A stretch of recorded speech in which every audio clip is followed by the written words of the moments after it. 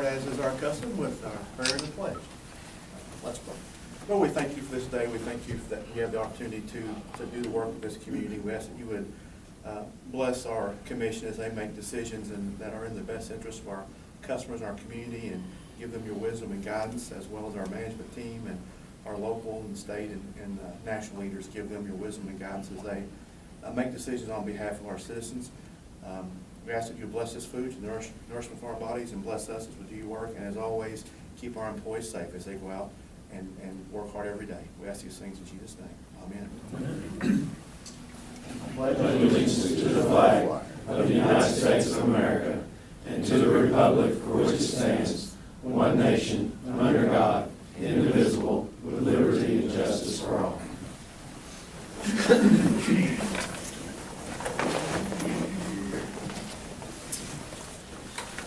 Okay, is there any agenda review or modifications for today? OMU Commissioners Meeting, 16th of August, 2018.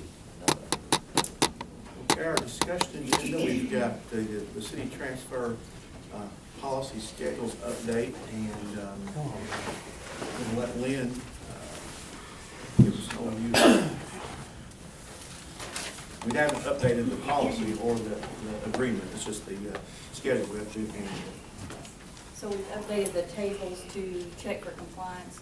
Our bond covenants and our own policy internal sets out appendix A, B, C, and D on how we do the tables to make sure we're in compliance, that we have the cash surplus from the electric system to pay to make the transfer. The total annual transfer to the city is subject to the bond covenants, prerequisite provision for adequate funds for debt, operation and maintenance, improvements, depreciation, reserve and contingency funds, decommissioning reserves for the Elmer Smith Station plant, and the required operating reserve for 2 months operating costs prior to making any transfer to the city. And OMU is in compliance. That's appendix A. On appendix B, we cannot transfer the cash dividend to exceed 10% of the city's ownership in OMU. We're in compliance. Appendix C is the test on the pilot cap, that the $700,000 in 1985 is increased 5% every year, so that cap is about $3.5 million. We were under that cap, or 6% of retail cash receipts. And we were the lower of which one of those was the one that we go by. And so our actual pilot came in at 2.2. The cap was 3.5 million. Then in Appendix D, we show the forecast for the next 5 years going out. And we, one of the things we changed in the policy last year is we wanted to show how much city transfers affect on the average residential bill. So that's at the bottom of the forecast, page 7 in the green down there. So we added the city transfer per kilowatt hour for budget 19 is about 1 cent. So we're in compliance with all aspects of the city transfer policy. The fiscal year 2018 total cash transfer in pilot was amounted to $9.5 million, and for fiscal year 19 budget, it's going to be about $10 million. And the policy has to do with the electric system. On the water side, just for reference, the pilot for fiscal year 19 budget will be about $339,000, which is the city's usage of water. Our electric city transfer runs about 8.8% of our operating revenues. The average median is around 5.2% for public utilities. On the water side, our average is about 2.8% of the total operating revenues. And for telecom, it's about the same, about 3%. That's all I got. Any questions? How did you come up with some of the numbers for your budget for 18 and 19? For instance, SEPA revenues are going down, but our surplus energy, you're estimating is going up. I mean, aren't they both all the actually sold on departments the at open market or OMU work something? together, and they do a forecast on usage of the kilowatt hour, megawatt hours, and then we put it together on the financial side to match whatever that with our rates and what we expect to get and what the curve is for the wholesale rates. Okay, so just number you pull out? It's a Well- 3-month operation. Budget. Well, but we pay for the SEPA power, and the cost that we pay for that power is going up, so the margin we get as we sell it is going down. Okay, So that's why they can move in different directions. move in different ways. When you do all these calculations, do you sit down with the city finance folks and go over these numbers with them, or do they evaluate all this as well? Do they ever have any questions about your calculations, or? The city finance director and I talk quite a bit, we email back and forth quite a bit, and I send her all my calculations. And now, as far as sending her these tables, I've not sent her the tables with all the details, but when they get ready to do their budget, she asks for my details to put into her budget. Okay. On the payment in lieu of taxes, how's that calculated? Do we add our overhead into those payments? It's on the pilot piece for electric, is strictly the variable cost for electricity out of the ESS plant, divided by the total retail load, KWH. And then we take that 4 cents or whatever, multiply it times the city's usage. And then we add in the cost of streetlights, 9% of the depreciation factor. We add in the school piece that they used to get, that we increase 2.5% every month. That's a cash payment now. And then the telecom and traffic lights. So it's But if we do a project with them, say replace a bunch of stoplights or add additional electrical because there's a need of a building that's being built, do we charge out our overhead cost and when we pay that pallet? We don't add the 4% overhead to any miscellaneous billings. The normal overheads, but we don't add. 4% admin. The 4% admin cost, but the retirement and all that associated with those burden costs are added in on projects. It's kind of like the Bluegrass Museum. We paid for everything in the Bluegrass Museum that OMU had to spend to put that service, even though it's on the pilot, because there's no way for you to schedule that back into a cost. So to put their transformer in, it was what, 31,000, something like that, that the Bluegrass people paid for that part of it. So Tim's group sits down with the city every year and comes up with a budget. We'll identify some projects that we will perform under the pilot, and then there'll be projects that are outside of the pilot that they would pay in advance. And then we'll just be based on project by project schedule. Typically on traffic lights, they perform the cost for the initial installation, and we take over the maintenance. But all street lighting, we install at cost plus our general overheads. And that portion goes to the pilot. And I know the other day they had an issue out on 231 where a contractor hit a pole, it caused our wires to go together and shut down. And we had to go out there and do something. Do we bill that back to that contractor, or do we turn it into his insurance? We turn that into their insurance, Okay. just like we would if someone, a car hits a pole. Right. And, you know, most of the time we recoup those costs. And we also put all of our overheads and those types of costs. Good, okay. Any other questions? A motion for approval? Motion. Second. All those in favor say aye. Okay, thank you. Moving on to the consent agendas. Make a motion on consent. Second.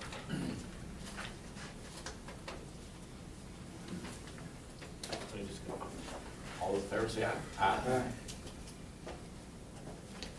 Okay, we do have a couple of presentations today. Our annual regulatory update and our year-end capital update. So we will start with the regulatory, and I think Lynn is up first. Representatives from each department can give you an overview of the regulatory issues facing us. So we're gonna have the exciting first part on the GASBs this time, so usually I'm at the end, so. JP's excited. Yeah, well, there's not much on there, sorry, JT, this year. Of course, the Governmental Accounting Standards Board, GASB, is the one that governs our accounting for public utilities, or any kind of nonprofit government agency. primary purpose is to make financials easier to read, which I don't know how, if you've read any audits lately, but the notes, it's very complicated. We've only got 2 new GASBs since we met this time last year. Number 88 is for certain disclosures related to debt, including debt borrowings and direct placements. I don't think this is going to affect us because basically this is, if you have an open line of credit now, even though you don't have anything borrowed on it, you have to report it in your notes on the audit. We don't have any of that. Or if you have assets pledged on behalf of debt, we don't have that. We pledge our revenues, so we don't have anything really that's going to come into play on number 88 for OMU. On number 89, GASB statement just came out, accounting for interest costs incurred before the end of a construction period. If this would have came out 2 years ago, this would have came into play on the telecom bonds that we just borrowed with the capitalized interest. The water project has no capitalized interest borrowed in advance of construction. We would have had to, instead of capitalize that as part of the cost of the project, we would have had to expense it each year as we paid it. And so I don't think it's going to affect us. We'll have the water system completed, and we're not going to have any borrowed interest costs. So I think we're good on that one. And even if we do, I think that's going to be one of those items that we can set up as a regulatory asset and defer it since we're regulated and collect that money back through rates over time. So that's all I have on the GASBs. And of course, on the financial reporting update, they're still working on revamping the audit format for financials. 2021 is still the expected date on that. The thing that does affect OMU pretty significantly is the new 2018 Tax Act, where they eliminated the advance refunding for bonds. So once you issue bonds, now we have to wait till the call date, which could be 7, 8, 9, 10 years out from the bond date of issuance. So we can no longer take advantage of better interest rates, because if we refinance now, early before the call date, we have to switch from non-taxable to taxable bond issuance. So that could probably affect us. They say that one elimination is going to save Treasury about $1.75 billion in revenues or income. So I can see why they did it. But it's a shame. In 1986, before they did the last tax reform, major tax reform, you could do unlimited number of advance refundings, and President Reagan's group, they lowered it to 1 advance refunding, and we've taken advantage of that. I think we've done like 7 bond issues in the last 5 years, so that one is going to affect us going forward. So the difference between a taxable bond and a tax exempt bond is about 2%, 2.5% on interest rates. And that's all I've got. Any questions on any of that? All right, from a customer A lot of service. things effective right now. Yes, 1/118. Yeah. Yeah, that's right. From a customer and shared services perspective, I have 4 topics that we reviewed last year too, but updates on those. And then, of course, if you have any other topics you'd like to discuss, we can do that, or we can prepare a presentation on those too. First is the pension reform, Kentucky pension reform. As most people in this, there's an article actually today in the paper, I do believe. But basically in April of 2018, the governor signed into law Senate Bill 151. Had several changes to our current system. It wasn't as many changes as we thought, but there were some around sick leave, increased employee contributions for health insurance, at a certain range on that. I think it was 2003 to 2008. It impacted about 55 of our employees, or 25% of our employees. The use of full fiscal years for retirement, the contract, the death benefits, and rehired retirees. There were some clauses in there about those. Basically what happened in June of 2018 is the Franklin Circuit Court judge ruled that the Senate Bill 151 was unconstitutional by the way that it was legislated or brought to the floors, because they stripped a sewer bill, something of that nature, and basically they didn't believe it was it was unconstitutional. And in July of 2018, the same Franklin Circuit Court judge rejected arguments to amend or vacate the previous ruling. So basically right now what we're doing is we're in a holding pattern, and we need to wait for this to go through the court system, and right now it's with the Kentucky Supreme Court. So you should see, excuse me? In September. JT, anything I missed on that as far as? Perfect. That's what arguments are. Yeah. Correct. You don't know when the ruling, not yet. So to do the hearing of it. So we should hear something, this year about that, would be my guess. But this does impact OMU and does impact a lot of our community, so I want to give you an update on that. Another one a lot of people are familiar with, the Affordable Care Act. First and foremost, the individual mandate, which doesn't really have an impact on OMU, but it has an impact on the way that the administration is looking at the Affordable Care Act. But basically, the ACA had an individual mandate that if it requires most Americans to have a minimal health coverage and or pay a tax fine. Basically, in December 2017, the federal tax bill repealed that individual mandate beginning in 2019. It's going to be highly debated and reviewed by the courts, but it doesn't really impact us as much as looking at the repeal and replace, or even just the repeal of the Affordable Care Act. If they do that, there's one thing that's on the horizon with it's called the excise tax or the Cadillac tax. And basically, they have moved that effective date from 2020. It's been moved back from 2018 to 2020 to 2022. But basically, we will continue to monitor that, and if the current administration continues with the repeal and or replace with the Affordable Care Act, we will keep our eyes on that and let it know how it impacts OMU, both from a benefits level or the types of coverage that we provide and those types of things. Does our policy qualify for that Cadillac tax? Yeah, we will. You have to look at certain levels, and it depends on those levels and if they change. But yes, and it's not a large number. The last time I looked at it, I can't remember exactly what the number was, but it's not a substantial number that would put us out of business or anything of that nature. But it is a cost. And so what you do is you look at the cost of your program versus what the minimum is, and you got to pay 40% on those deltas. If we look, I don't know, Dana, if we looked at the latest number on that, so I don't have a number on it because once again it's been moving and moving and moving. So, and our values continue to change year over year too. So that would be a premium that would have to be paid by the employees. We would pay that, just as you pay like an administrative fee. Now, how you offload those costs to the employees in the form of premiums or less services is how you'd have to look at that, Right. or the company would assume that. But it would be a cost addition to us serving or providing benefits for our employees. So it's really going to be an excess amount over a certain level is what you're saying? Yeah. Yeah. One thing we reported on last year is the electronic submission with the OSHA, electronic submission of records. Basically, this is entering into a web form and submitting them electronically and transmitting your data for that record keeping system. They pushed back the effective date from January of 2017 to December of 2017. We are in compliance and we have submitted our data by the effective date. So you were given an update on that last year. We're in compliance on it. Another OSHA one is the walking, working surfaces and fall protection standards. Basically, I can go through this if you want, but we're in compliance with all the ones that we need to be in compliance with. One that we're going to be looking at is when we do the construction of the cabin plant, a lot of these fall protections addressing slips, trips, or hazards and how you do these fall protection systems will have to be looked at when we're doing the cabin plant too. But right now, we are in compliance, and the next one that we have is in November of 2036. So I will continue to update you over the next 18 years on that one. But at this point, it's on our watch list, and we will ensure that we're in compliance in 2036 or whoever's still around at that time. So that November 2018, that mostly is going to apply to our contractors?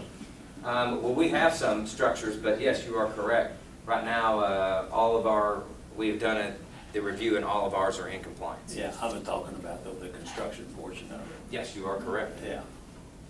And they need to be in the same standards that we're using, those types. But these are new, so when your contractors are there, you need to make sure that they understand the new rules and that they're doing their correct things with the surfaces or the fall protections. Otherwise, you're liable. Yes, you will. That's all I had. Any questions, comments? Delivery, I think it's Bill Berry.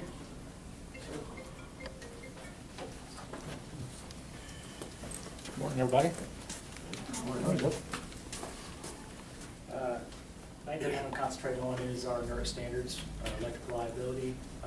We've got 73 NERC standards that are currently applicable to OMU. Those encompass 743 requirements, and The way they enforce those is across the different functional obligations we have to perform. So we've identified, or there are 8 different functions that we perform in the bulk electric system, and we have to be able to demonstrate compliance for every function we perform for every instance that there's a requirement, which totals up to about 1,200 different instances where we have to be able to demonstrate compliance. In early 2018, we had registered as a planning coordinator, which added a few different requirements for us. So we worked through that with CERT. At this time, I don't see any issues with that. We had a third party come in again earlier this year, back in April, had them do an assessment of our compliance program. They did not find any instances of non-compliance. They did make 19 recommendations for improvement, and the implementation of those recommendations is in the process. Next CERC audit scheduled for summer 2019. We've already started that process. We have an inherent risk assessment that is in progress. We've submitted that survey to CERC. They're evaluating it now, and everything seems to be going well with that. This is a list of upcoming standards that will be taking effect over the next couple of years. They range everywhere from event reporting all the way to protection system coordination. Of particular note, I think, is the SIP standards, cybersecurity. It's becoming more and more of an issue with NERC.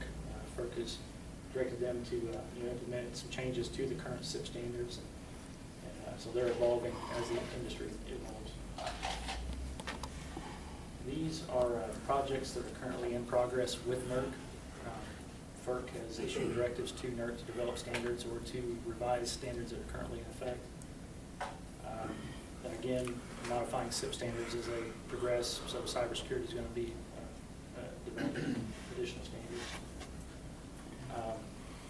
As far as EPA is concerned, we had minimal spills to report. And the last audit we had was in September 2015, and there were no findings of non-compliance. And on the water side, currently the operators have maintained certification as they are required, and Delivery completed their portion of the consumer confidence report and submitted their portion of that electronically issued. So, any questions?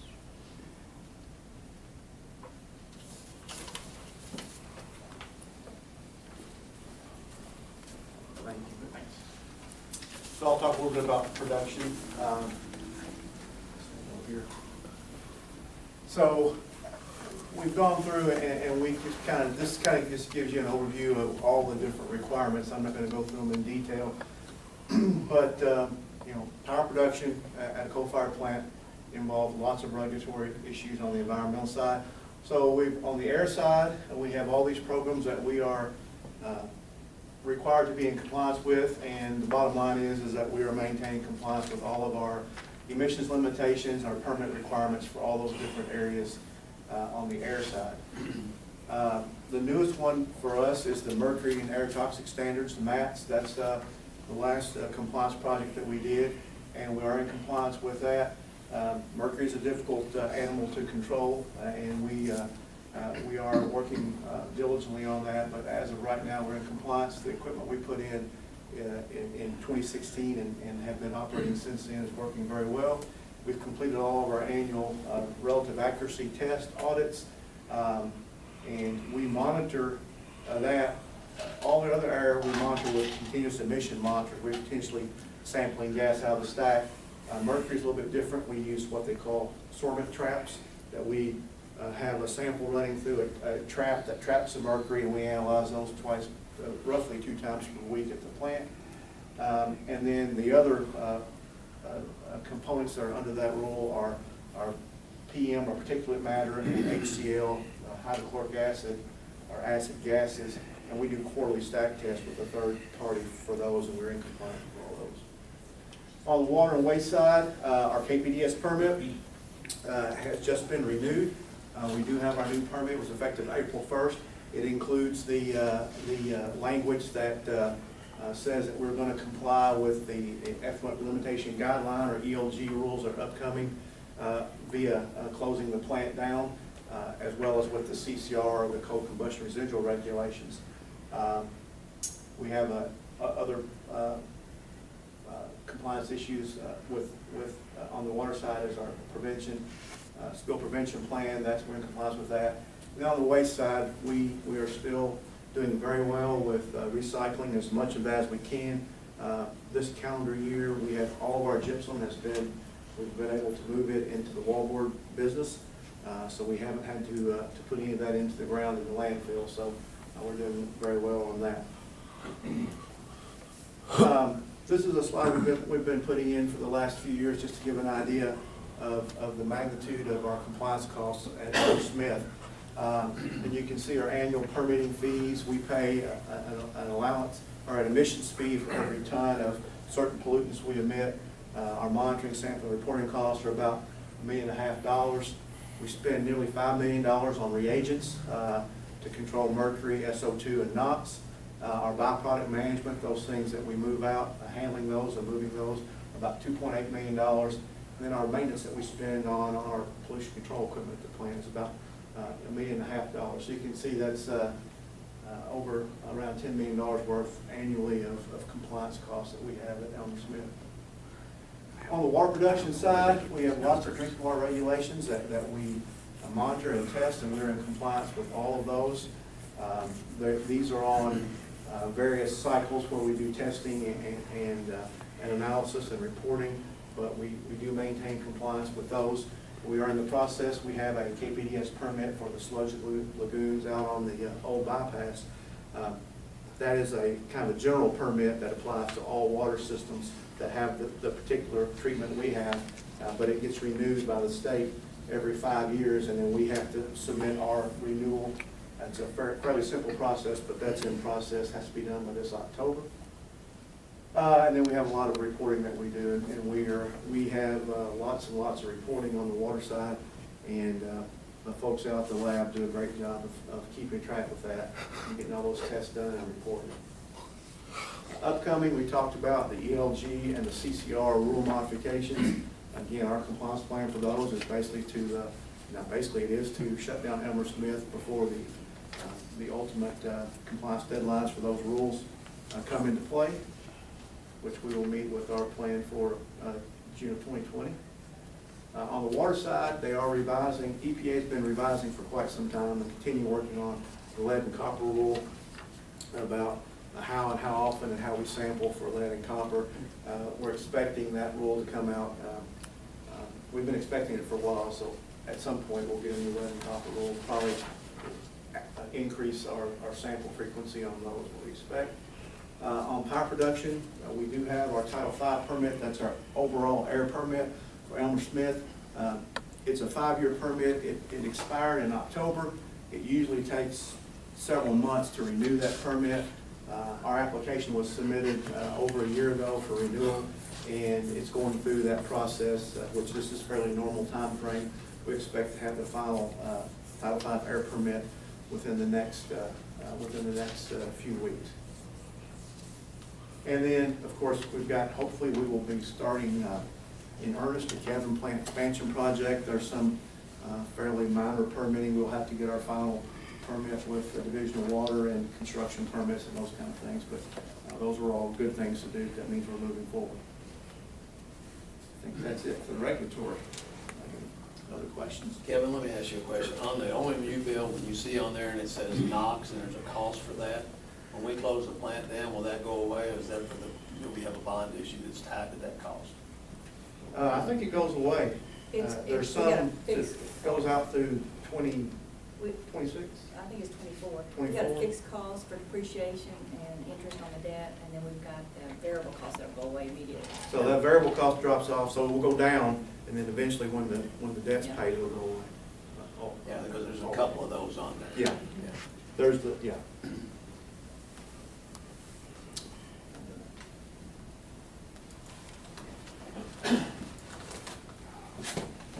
Okay, next we have the capital projects update, and I'm not sure who's kicking that one off. Laura? I'll start with a general overview of our capital funds, and then I'll be followed by the departments that'll actually go through their individual projects and open for discussion. Our capital funds, at the end of fiscal year 18 for the electric system, we had about $5.1 million routine. On the construction side, it's about $2.4 million. That gives us a total of $7.5 million. Elmer Smith had about $2.1 million in total routine and construction. Telecom was about $3.7 million, and on the water side, it was about $5.7 million. Those are, again, our balances as of the end of fiscal year 18. So Kim, the assumptions that we have based on our balances, the 2013 electric bonds we assume will be adequate funding for both Elmer Smith and delivery through fiscal year 19. Our 17 electric bonds are still projected to provide adequate funding of the phase 3 fiber to the home system. And then what's left of our 14 and 15 water bonds are adequate to support our water bonds until time that we need to issue the bonds for the cabin plant expansion. Are there any questions overall? I'll turn it over to the departments. Austin will be presenting for delivery. Chris Pointer will present for telecom. I believe Michael's presenting for G&A, and Russ Evans is presenting for production. All right, on the electric delivery side, we had a net actual capital budget of just over 5.1. That's down from the original FY18 because we rolled over about $415,000 for a couple of projects. Came in just under $5 million, or $139 million under budget. A couple of the notable projects that we had going on as it presented at the mid-year review, out there at Gateway Commons, we anticipated having to put in the main line all the way across the back. We were going to put our main loop in. All that we were asked to do was put in this. We originally budgeted about $800,000. Only $253,000 of that was put in the fiscal year.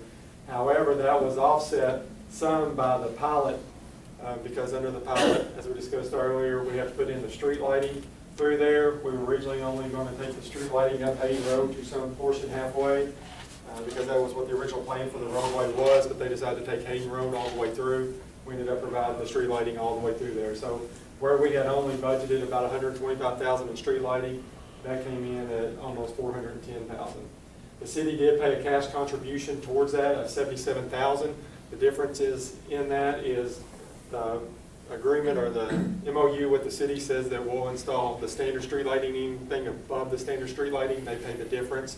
The state mandated that we use a breakaway fixture out there, so they had to pay the difference in the breakaway fixture versus our standard street light installation. Where does the Kennergy line stop in? Pretty much Hayden Road. They're Just on Hayden? the east side and we're on the southwest. Yeah, if you take the road, they pretty much got everything going towards the That's what I was towns. thinking. We have street lighting. Now, part of the agreement, they wanted standard street lighting across the main thoroughfare there, so we actually light both sides of the road. We pay or the developer pays a Kennergy meter for our street lighting, but we maintain the street lighting through there. Another notable project, as you come in down Tamarack, you've seen that all the transmission poles have been changed out through there and really cleaned up that area. The budget for that in FY18 was $700,000. We actually received $833,000. We did that in part because our budget was looking well for that. We went ahead and pre-accepted some of the materials, or the cost on the materials, and we paid the contractor. But this also does not reflect the reimbursement from Kentucky Wiring of the $550,000 that they paid. So in all, we were still within our budget on that. We completed a reconductor along Griffith Avenue. That was needed because there was a bunch of old copper conductor that was failing, so it was a reliability project. Budgeted at $220,000, came in about $180,000. And then the Mid-America Air Loop, we had a budget of $150,000. This was a redundant fee to TTMA where they were expanding their load.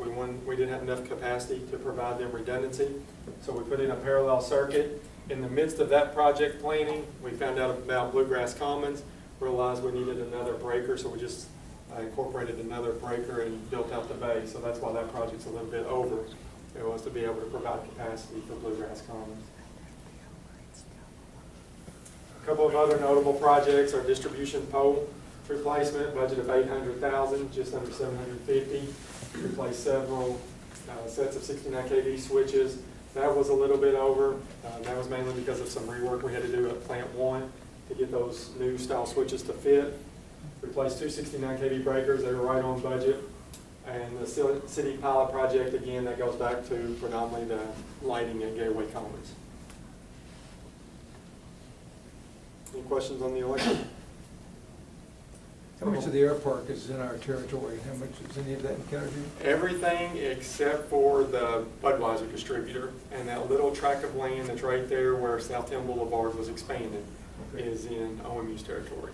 But they have that, so where the new Hollison food crate thing, that's actually, that track is in Kennergy's territory, so Kennergy will serve that location, but everything else to the north of that is in OMU's. Thank you. From a water standpoint, we were in good shape on it as well, just $33,000 over budget on it. Reimbursements were pretty much right in line with what we expected.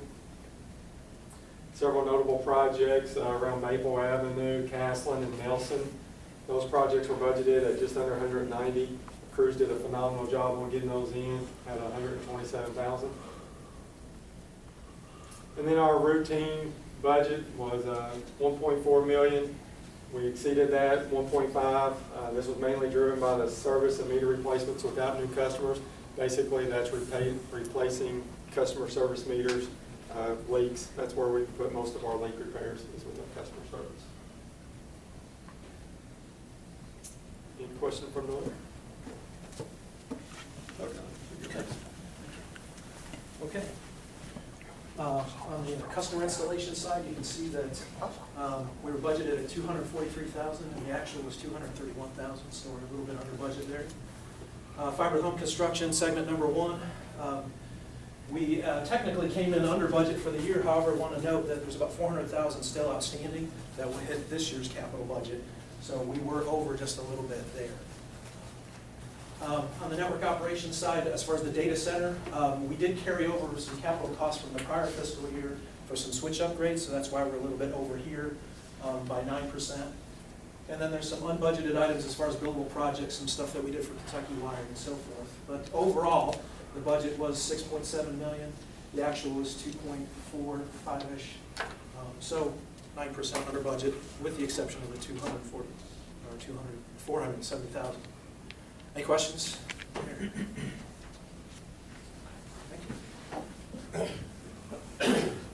give me twice today.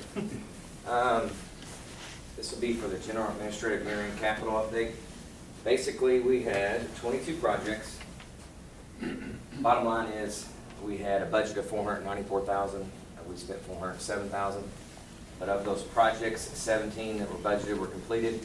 There were 2 fiscal year carryovers. They were small projects, HVAC and small control system and an Itron handheld meters. There was $10,000 that we carried over to this year just for timing of those projects. There was one that was unbudgeted. That was $4,000 for an AC unit failure in the network operating center. And there were 2 projects that were canceled during the year that totaled about $20,000. It was an office renovation at our training and development center office over by Davis County Middle School. We decided to do something different instead of actually doing some construction on the building.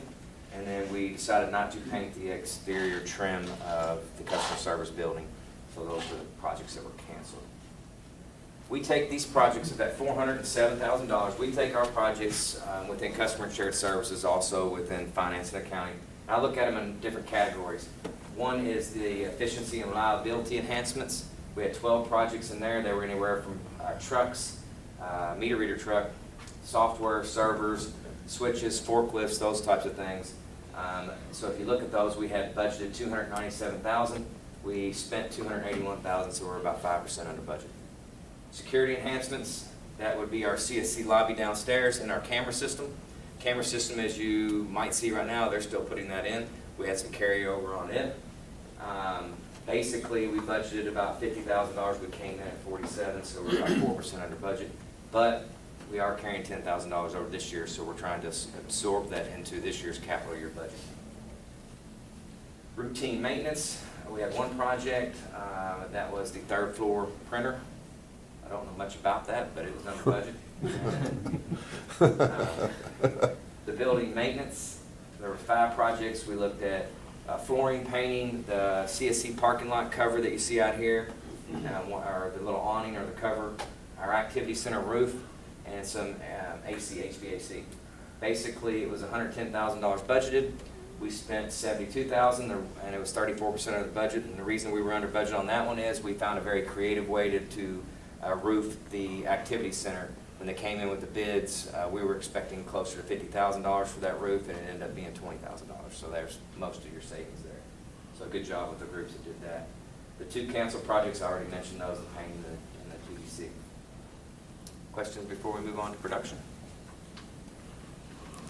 All right, Russ?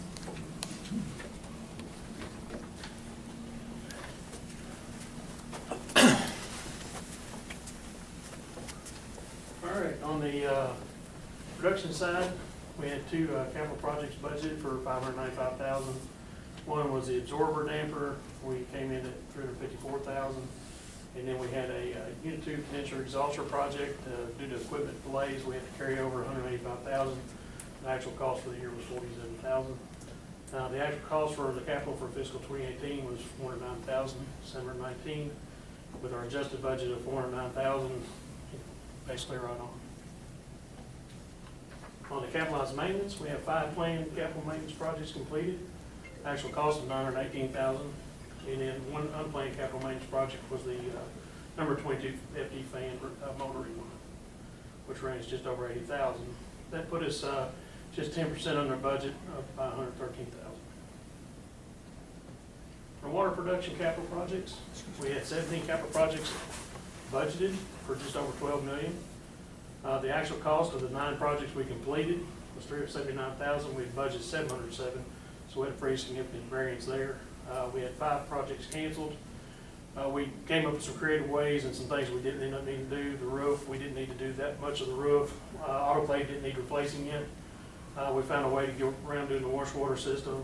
And then the filtration pre-design, that was just it's one of our contingency plans.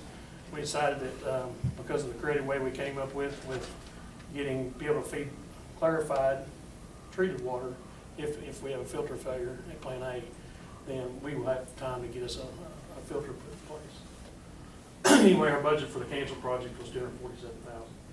We had 2 projects that were deferred to fiscal 19. That was the cabin water treatment phase expansion, and then backup for the high service pump number 4.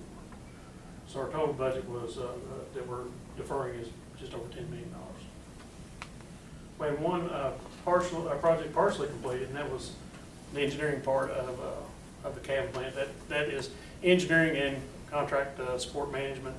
So that piece is going to get carried over. So our capital project actual cost was $766,000, and our adjusted budget was just over $1 million. So we came in 30% under budget. Now, that remaining funds is still to deal with capital, or if we have a failure Plan A, we're going to need to use those funds to do some projects. So those funds are still there for us. And our 2 more significant projects, obviously, was the completing the design of the cabin water treatment plant, and then our filter bypass project, where we can, if we have a failure Plan A, we can still provide the water we need.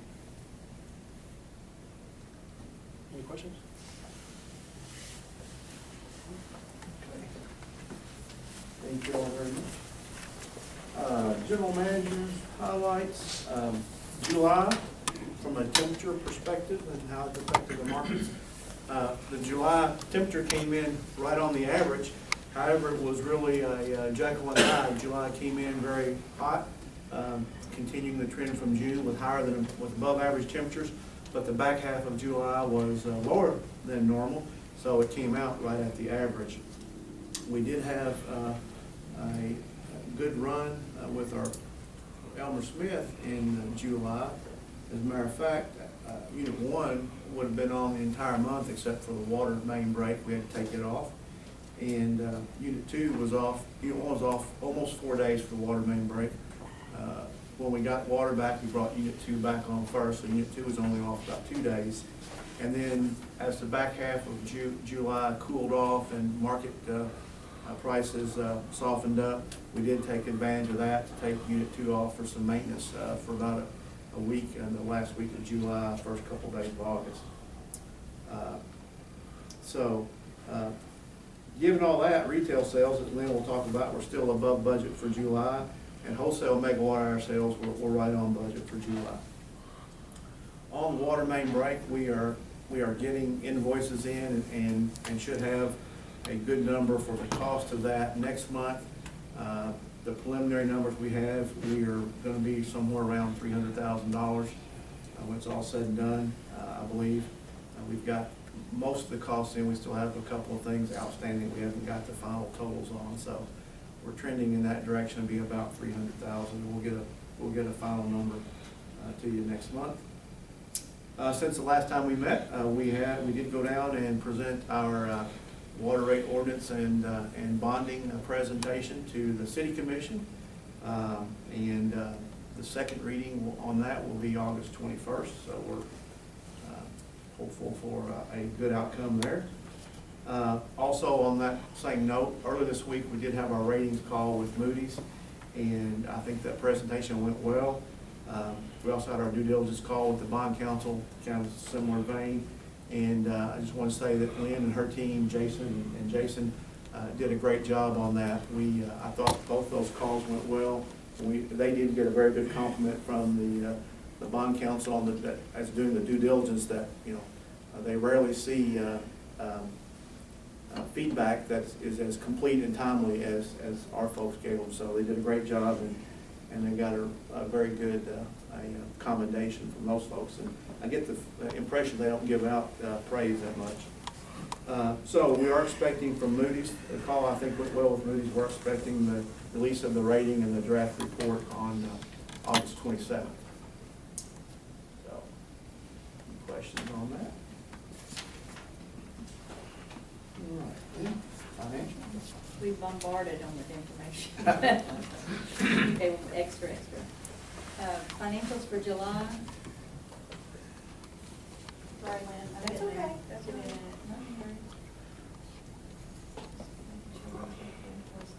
While you're getting it up, Kevin, you did a nice job with your presentation to the City Commission. Thank you. It was a nice review of, I thought the questions were interesting and appropriate.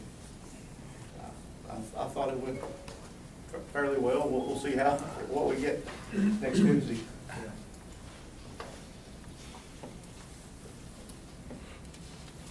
Sorry about that. That's okay. Glad I got it out. Okay. Consolidated net income for the fiscal year to date, July 31, is 31.8% better than budget. The retail system come in without the ECA adjustment for the wholesale at 29.6% better than budget. Wholesale system, we were up 15.6% net income better than budget, less of a loss. And then telecommunications were up 80,000 better than budget. Water system we were up about 154,000 better than budget. For the current month, on the electric system, the residential revenues were up 6%, commercial was up 6.8%. But GSS and GSP were slightly down, so the total retail revenues were down 1.9%, or approximately 200,000. On the wholesale revenues, we were up 2.8% for the month of July, or 124,000. Telecom revenues were up 8.9%, or 13,000 better than budget. On the expense side, the electric system, the transmission was up 10%, distribution costs were up 17%, power costs from ESS was down about 200,000 or 4%. G&A was up 34%, mainly due to safety increase for the month of July. Total retail expenses were still down 22,000 or 0.4%. Majority of the wholesale expenses were below budget. They were down 5.5%. Fuel costs was down 10%, which was about 600,000. Telecommunication expenses were down about 30,000 or 18%. On the ECA balance, we're now at 17.9 million. Cannot exceed 20 million per policy. And then at the table at the bottom of page 1, you can see that, right there, that box on the top, yeah, right there, that box, that's where we look at 2 months of actuals and the rest of your budget to project where we think we'll end the year, hopefully. Consolidated electric net income will be about 10.4%. Retail without the ECA adjustment, 9.7%, better than budget. Wholesale, we think will end about 2.4%, better than budget. Telecommunications, about 80,000, and water about 155,000 better than budget. I thought it was interesting on the water side, of course, we had the leak. The customer usage, or revenues were down 13%. The plant, ESS, was down 45% for revenues to the water system. And then the city usage was down 25%, but the water district's usage was up 30% on their revenues. And that's all I've got. Okay.